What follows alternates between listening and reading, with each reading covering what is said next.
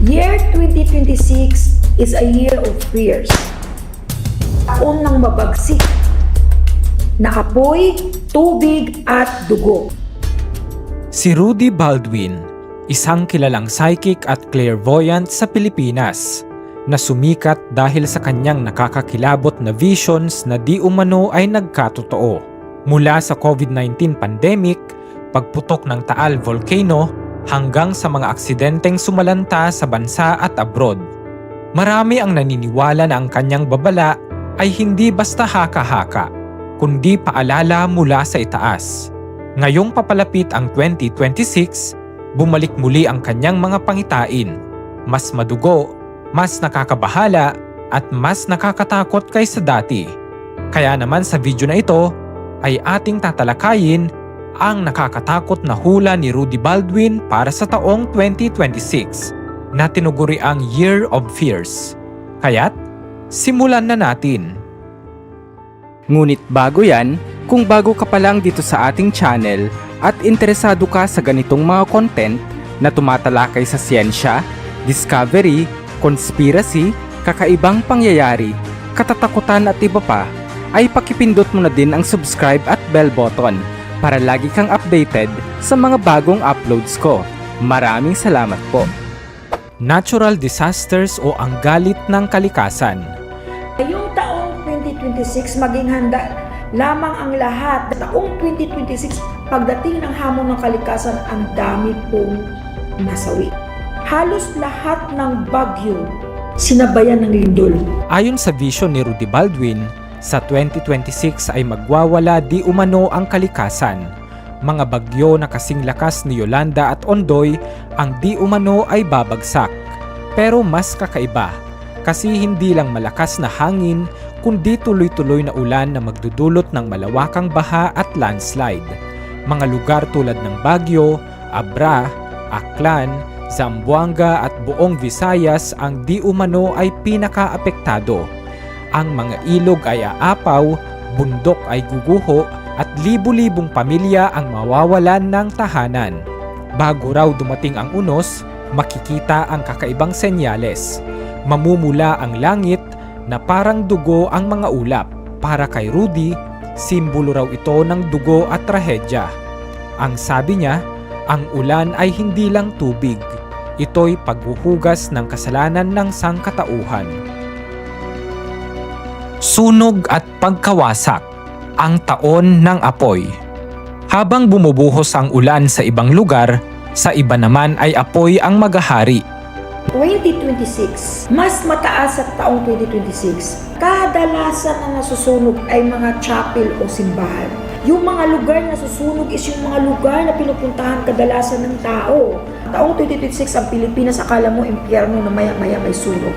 Nakita raw ni Rudy ang sunod-sunod na malalaking sunog sa mga simbahan, ospital at di umano mga terminal.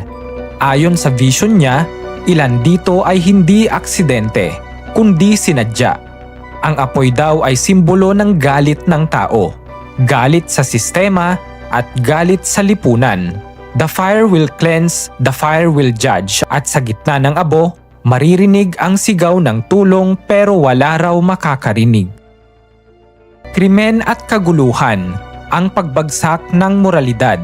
Sa 2026, ayon kay Rudy Baldwin, tataas ang crime rate sa bansa. Ika nga, bloody year. Kumbaga, antas ng pagpatay kadalasan po ay nangyari sa personal na galit o interest. Maraming reporter naging biktima ng krimen at pari at politiko. Meron pa ako nakitang OFW na nilagay sa loob ng malita. Pagnanakaw, kidnapping at brutal na pagpatay, ang pinaka nakakatakot ay karamihan ng salarin ay kamag-anak mismo ng biktima. Maraming doktor, politiko at ordinaryong tao ang masasangkot.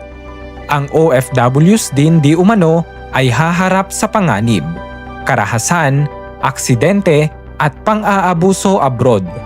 Payo ni Rudy, mag-iingat sa mga taong pinagkakatiwalaan dahil minsan sila rin ang magdadala ng kapahamakan.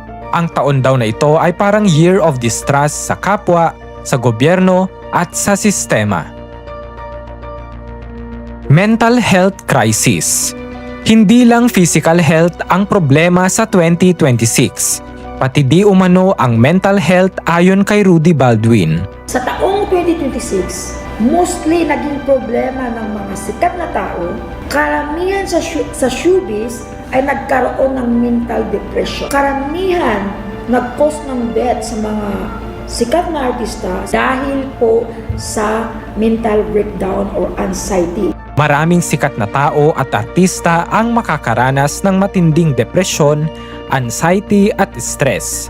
May ilan din daw na babagsak bigla sa gitna ng kasikatan at may magtatangkang kitilin ang sarili. Hindi lang sa showbiz, pati di umano mga estudyante, manggagawa at magulang ay parang nauubos na ang pag-asa. Sabi ni Rudy, kapag tahimik na ang tao, doon ka matakot. Minsan ang katahimikan ay sigaw ng tulong. Panibagong pandemya o hangin ng kamatayan. Isa sa pinaka-nakakatakot na vision ni Rudy Baldwin ay ang panibagong pandemya di umano sa 2026. Ang pandemya ay magbabalik sa taong 2026. Dahil bumalik na naman yung pandemya issue natin, may lugar sa probinsya ng Pilipinas na magla-lockdown. Isang sakit siya na isang bakterya na mahirap pigilan na kinakain yung lamang loob natin. 3 pandemya at babalik din po si monkeypox sa 2026. Hindi ito COVID-19, kundi isang bakterya sa hangin na umaatake sa katawan ng tao. Lalabas sa balat ang butlig na kasing laki ng piso na may berde o itim na katas at mabilis na kumakalat sa hangin. Hindi raw ito nakukuha sa direct contact. Pero kapag nalanghap ay delikado. Magkakaroon di umano ng mga localized lockdown sa Luzon at Mindanao habang ang mga ospital ay mapupuno. Sabi ni Rudy, kahit tapos na ang pandemya, hindi pa tapos ang pagsubok ng mundo. Pagbagsak ng ekonomiya at pagtaas ng terorismo. Habang lumalaganap ang sakit, bumabagsak di umano ang ekonomiya. Ang ekonomiya natin by next year ay hindi po maganda. Obvious naman, di ba, marami nangyari kaguluhan ngayon. Ito yung taon na maraming terorist papasok sa bansa natin. Tataas ang presyo ng mga bilihin, maraming negosyo ang magsasara at libu-libong manggagawa di umano ay mawawalan ng trabaho. Kasabay nito, may babala rin si Rudy Baldwin sa terorismo. May mga grupo na magpapasabog ng takot sa lungsod. Kung tuloy, posible raw na ipapatupad ang martial law sa ilang rehiyon. Ito raw ay taon ng confusion. Hindi mo na alam kung sino ang pagkakatiwalaan sa gobyerno o sa sarili mo. Gera at global conflict. Hindi lang sa Pilipinas ang apektado. Nakita raw ni Rudy ang pagsabog sa Asia at ang mga bansa-bansang naglalaban. 4 na gera na mangyari sa ibang bansa, included na doon yung bansang Asia. Ang bansang ito ay maraming kaganapan tulad ng lindol, maraming terrorist na pagsalakay sa ibang bansa na mangyayari. May mga lugar sa dagat na magiging sentro ng labanan. Ang ilang teritoryo ay sasabog dahil sa tensyon at posibleng madamay ang bansa. Eroplanong babagsak, barkong lulubog at ang himpapawid ay magiging kulay pula. Tanong ni Rudy, ito na ba ang simula ng malaking digmaan o warning lang para magising ang sangkatauhan?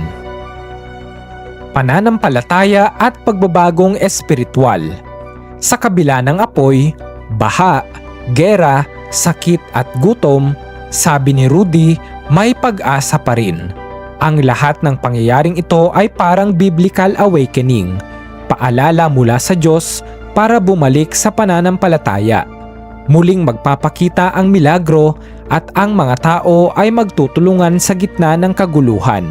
Ang takot ay hindi parusa, kundi paalala. Ang kalamidad ay hindi katapusan, kundi simula ng pagbabalik loob. Ang 2026 ay taon ng takot, hamon at pag-asa. Mula sa galit ng kalikasan hanggang sa kaguluhan ng tao. Ang pangitain ni Rudy Baldwin ay nakakakilabot pero mananatiling babala lamang. Wala pang tiyak at lahat ay pwedeng magbago kung kikilos tayo at mananalig sa Diyos. Ikaw kaibigan, naniniwala ka ba sa mga hula? Ano ang masasabi mo sa pangitain ni Rudy? I-comment mo naman sa baba para malaman namin. Muli, this is Bright Owl PH na nagbibigay liwanag sa dilim ng mga misteryo. See you on my next video. Peace out.